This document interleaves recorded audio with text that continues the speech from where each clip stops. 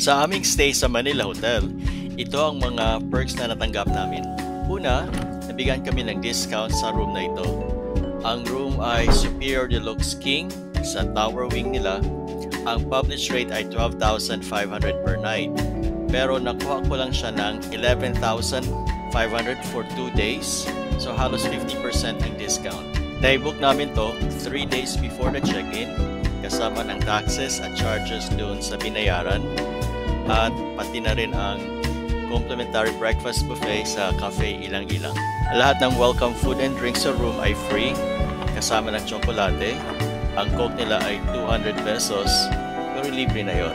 At nire-replenish nila itong mga pagkain every day.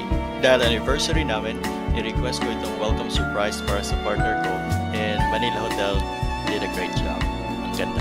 Lahat ng goods and services ay may promotional discount na 50%.